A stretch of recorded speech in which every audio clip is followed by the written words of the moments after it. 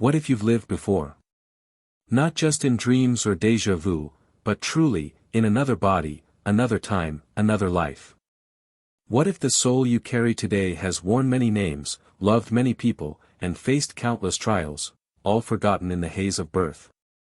Now imagine this: what if this truth, this ancient knowledge, was once part of the Christian tradition, and then, one day, it vanished? Vanished not by accident, but by force. For centuries, the idea of reincarnation has whispered through the pages of forgotten manuscripts, secret teachings, and mystical traditions. From the temples of Egypt to the Himalayan caves, from the cryptic scrolls of the Essenes to the inner sanctums of the Gnostic sects, souls returning to earth was not just a belief. It was a cornerstone of spiritual understanding. And yet, when we open the modern Bible, there is silence. But silence, dear listener, is not the same as absence. Why was reincarnation banned from the Bible? Was it heresy, or was it heresy to those in power? In this video, we'll peel back the layers of history like pages in a forgotten tome. We'll explore the ancient roots of reincarnation across cultures and religions. We'll uncover the reasons it may have been deliberately erased from Christian doctrine. And, perhaps most importantly, we'll discover what this knowledge means for us today. This isn't just about doctrine. It's about destiny. So settle in. Take a breath. Let your mind open like the gates of an ancient temple. Because once you see what has been hidden in plain sight, you may never look at your life, or your soul, the same way again. To understand why reincarnation was banned from the Bible, we must first journey back, not just through time, but through layers of belief, philosophy, and power. Long before Christianity emerged, the idea of the soul's return was sacred and widespread. In ancient India, reincarnation was not a theory, it was law. The Bhagavad Gita, one of the oldest and most revered spiritual texts, speaks of the soul as eternal, merely changing bodies like clothes. The cycle of samsara, birth, death, and rebirth, was the soul's classroom, and karma its curriculum. Life after life, the soul refines, evolves, and ascends. In ancient Egypt, the soul, or Ba, was believed to journey through many incarnations, its ultimate goal being union with the divine. The mysteries of Isis and Osiris held secrets of death and resurrection that mirrored the spiritual evolution of the initiate. The famed Egyptian Book of the Dead was, in essence, a manual for navigating the afterlife, again and again. Even in ancient Greece, reincarnation wasn't fringe, it was foundational. Pythagoras, the philosopher and mystic mathematician, claimed to remember his past lives. Plato, in his dialogues like the Phaedrus and Republic, described the soul's descent and ascent, echoing truths that sound eerily Eastern. He spoke of the soul choosing its next life based on lessons not yet learned. Now let us turn to early Christianity, a time of fervent revelation, but also great division. Before the rise of institutional dogma, the early followers of Christ were diverse and mystical. There were Gnostics, Essenes, and other early sects who believed the divine spark within us, what they called the pneuma, was trapped in the cycle of flesh, learning through many lifetimes until it returned to the pleroma, the fullness of God. Among these early believers was the enigmatic Origen of Alexandria, a brilliant theologian of the 3rd century, and one of the most influential minds of the early Christian Church. Origen taught that the soul pre-existed the body and returned after death to continue its journey. He believed that God's justice and mercy demanded reincarnation, for how else could one soul experience all paths and evolve toward the divine? But Origen's teachings were dangerous to the rising powers of the Church. They suggested that salvation wasn't limited to one life, one baptism, one church, but was the slow, majestic unfolding of the soul over eons. This challenged not just theology, but control. As Christianity moved from mystery to monarchy, from a mystical path to an imperial institution, certain teachings became inconvenient. The Council of Nicaea in 325 CE marked the beginning of a grand pruning. Over time, teachings that promoted personal spiritual sovereignty, like reincarnation, were labeled heretical. And in 553 CE, at the Second Council of Constantinople, the Church officially condemned the doctrine of the pre-existence of souls. Though the word reincarnation was never explicitly used, the condemnation was clear: the soul, they declared, begins at conception. No more. No before. No return. Why? Because if the soul could return, if one lifetime wasn't the only chance, then the Church's monopoly on salvation began to crumble. Imagine a world where spiritual growth did not depend on blind obedience to dogma, but on the soul's inner journey. Imagine a doctrine where personal responsibility replaced fear. Where wisdom came not from a priest, but from your own eternal memory. That, dear seeker, was too dangerous to remain. And so, the great forgetting began. But a spark remained, waiting. To understand why reincarnation was suppressed from Christian teaching, we must go beyond history and enter the architecture of belief, how doctrines are shaped, how truth is curated, and how the soul is both liberated and imprisoned by the stories it's told. Let's begin with a simple but powerful metaphor. Imagine a grand cathedral. Not made of stone, but of ideas. Every brick is a belief. Every stained glass window, a sacred symbol. This cathedral has been built over centuries, layer by layer, creed by creed. But in one dark chamber beneath the altar, a locked door hides a truth too volatile to reveal: the soul does not belong to any one lifetime. Now, why lock that door? Because reincarnation decentralizes spiritual authority. If you believe you only live once, then your salvation becomes urgent. You must confess now. Repent now. Obey now. Heaven or hell awaits, and the Church becomes the gatekeeper. The fear of eternal damnation becomes the engine of obedience. But if you believe that the soul returns, growing, evolving, learning through many lifetimes, then the entire framework shifts. Spiritual progress becomes internal, not institutional.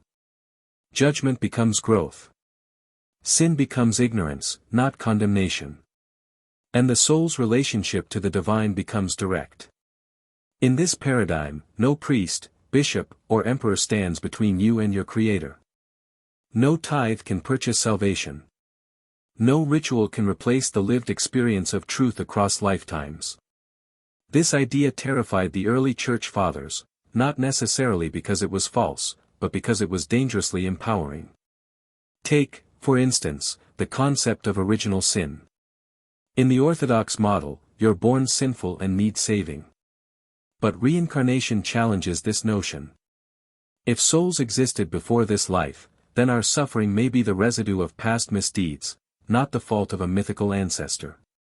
Sin becomes a learning tool, not a stain. You're not fallen, you're unfinished. Even Jesus' own words seem to carry hints of reincarnation, if one listens with an unfiltered ear. In Matthew 11 verse 14, Jesus refers to John the Baptist as the return of Elijah, a prophet long dead. And if you are willing to accept it, he says, he is Elijah who was to come. Was this mere metaphor, or a veiled reference to rebirth? In John 9, when Jesus and his disciples encounter a man born blind, the disciples ask, "Rabbi, who sinned, this man or his parents, that he was born blind?" Think carefully. How could the man have sinned before his birth, unless he had lived before? These clues lie like broken fragments of an ancient mirror, shards scattered across the pages of Scripture, reflecting a truth no longer officially recognized. But if reincarnation was once part of the original Christian mystery, where did it come from? Enter the mystery schools, those ancient sanctuaries of hidden wisdom, where priests, sages, and seekers trained in the deeper sciences of the soul. From Egypt's House of Life to the Pythagorean Brotherhood, to the Essenes in the deserts near Qumran, these groups understood that life was not a single thread, but a woven tapestry of incarnations. Early Christian mystics often borrowed from these traditions. The Gnostics, for example, taught that the soul was trapped in the cycle of birth and death by the demiurge, a false creator god, and only through gnosis, or divine knowledge, could one break free. To accept reincarnation was to accept that the soul's liberation required inner work, not outer obedience. It meant spiritual progress was the responsibility of the individual, not the institution. This, ultimately, is why reincarnation had to be removed. It was not a theological issue, it was a political one. A soul that remembers, cannot be controlled. But this memory, though buried, is not dead. In the next section, we will explore how this hidden truth has survived, not just in texts and secret teachings, but in the very fabric of our being. The signs are all around you, and within you. The soul remembers. Even when the mind forgets, drowned in the noise of the world, in the rituals of religion, in the rhythm of everyday life, the soul keeps the imprint of every life it has ever lived. These memories do not come as clear films or names etched in stone. They emerge as instincts, fears, déjà vu, unexplained attractions and aversions. The woman who weeps at the sight of a battlefield she's never seen. The child who plays piano without a single lesson. The man terrified of water with no trauma in this life to justify it. We call them mysteries. But they are echoes. Modern science has even brushed up against this ancient truth, though it does not yet name it. Consider the well-documented cases of children, especially in parts of Asia, Africa, and even the West, who speak of former lives with astounding clarity. They recall names, faces, places. Sometimes even languages they never learned. The late psychiatrist Dr. Ian Stevenson from the University of Virginia compiled over 2,500 such cases, meticulously investigated and verified. His conclusion: reincarnation is not a fantasy, it's a phenomenon worthy of serious inquiry. But science, like religion, often resists what it cannot control. Still, the soul does not need validation from institutions. It speaks directly, through dreams, through visions, through subtle knowing. In Eastern traditions, reincarnation is not controversial, it is foundational. In Hinduism, the cycle of samsara continues until one achieves moksha, or liberation. In Buddhism, it is called rebirth, a process shaped by karma, in which the soul moves until it sheds desire and illusion. Even Kabbalistic Judaism, a deeply mystical branch of Jewish thought, embraces a concept called Gilgul, or the cycle of souls, where the soul reincarnates to complete unfinished spiritual tasks. The Zohar, a core Kabbalistic text, says, all souls are subject to reincarnation, and men do not know the ways of the Most High. They know not how many transmigrations and mysteries a soul must pass through. This idea was not foreign to early Christians. It only became forbidden when the message of Christ was severed from its mystical roots and reinterpreted by political empires. But here's the deeper truth: even if reincarnation was removed from doctrine, it was never removed from reality. Its fingerprints are everywhere. Let's return to Origen, the early church father whose teachings were later condemned. He asked a vital question: is it not more in accordance with reason that every soul is introduced into a body according to its deserts and former actions? He argued that the soul must pre-exist the body, or God would appear unjust, giving one man wealth and another poverty, one health and another disease, seemingly at random. Without reincarnation, suffering appears arbitrary. With it, life becomes meaningful. The pain you carry may not be punishment, it may be a lesson left unfinished.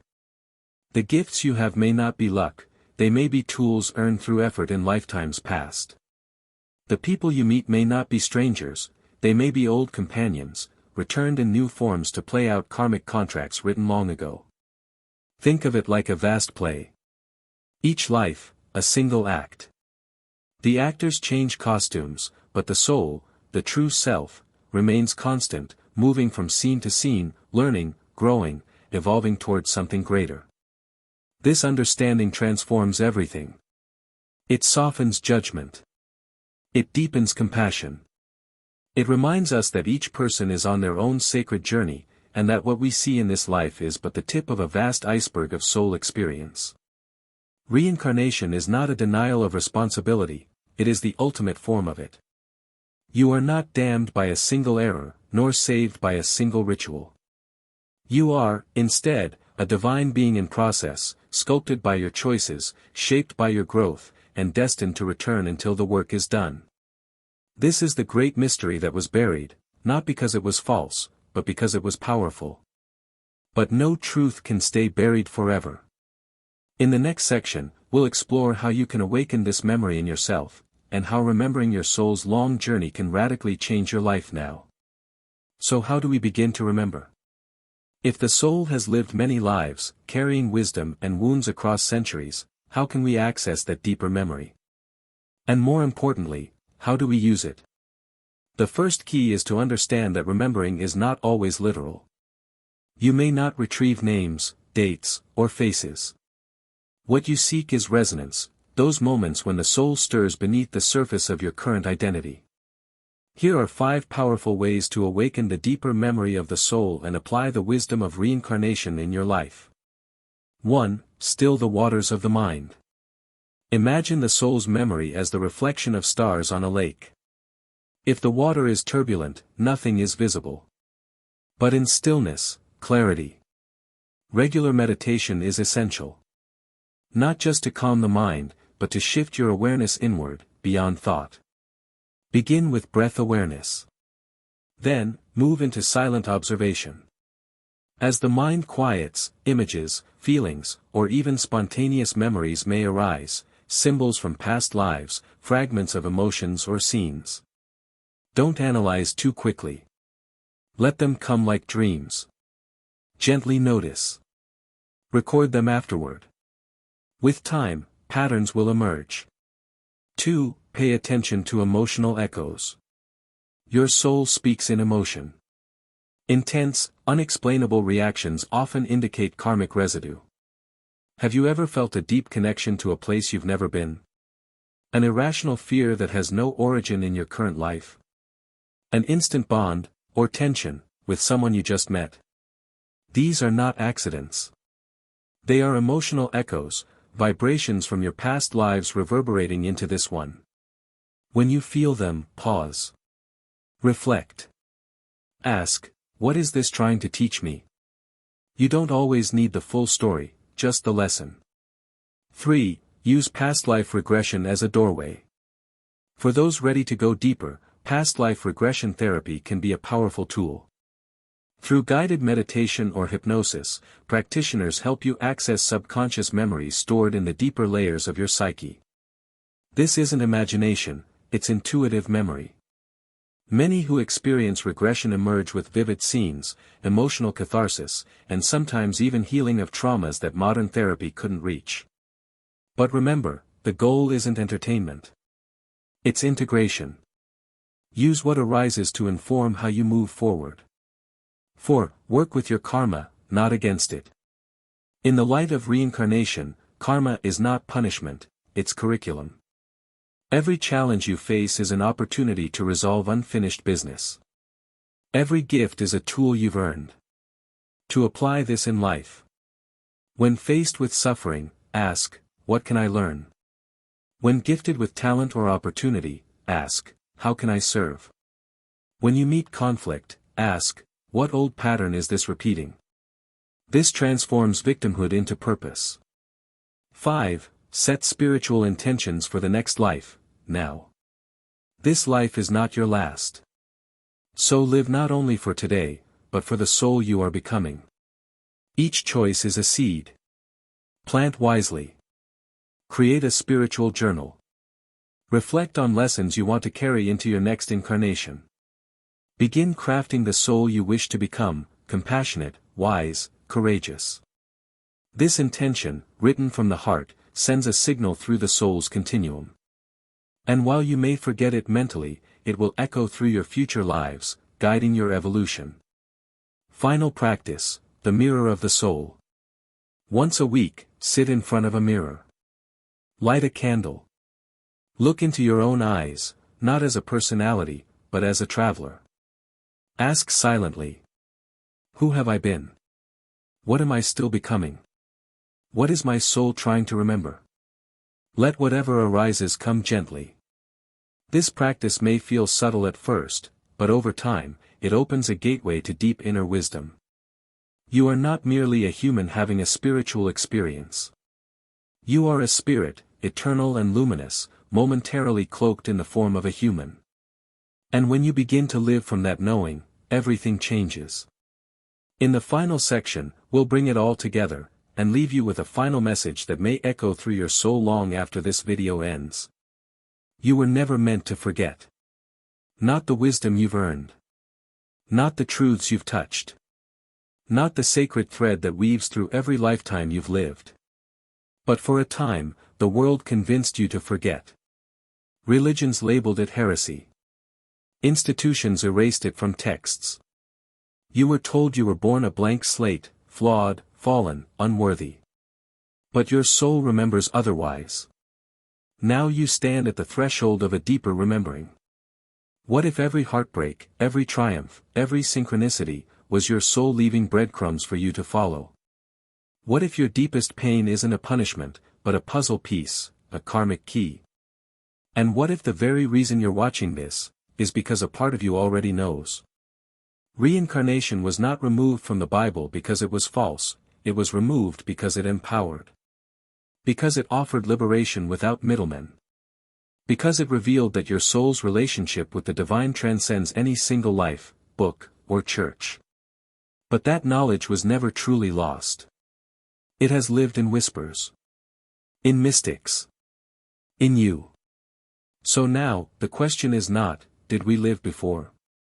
The question is, what will we do with the memory now that it's returning? You can begin by living differently.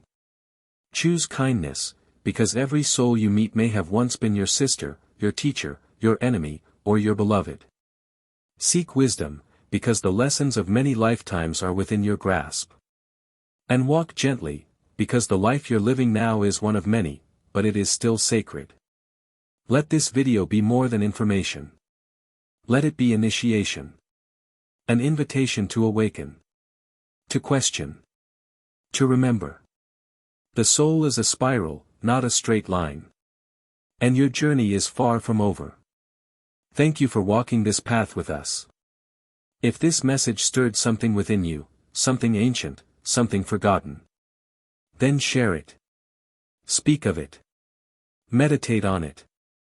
And above all, trust the whisper of your soul. It has been trying to reach you for lifetimes.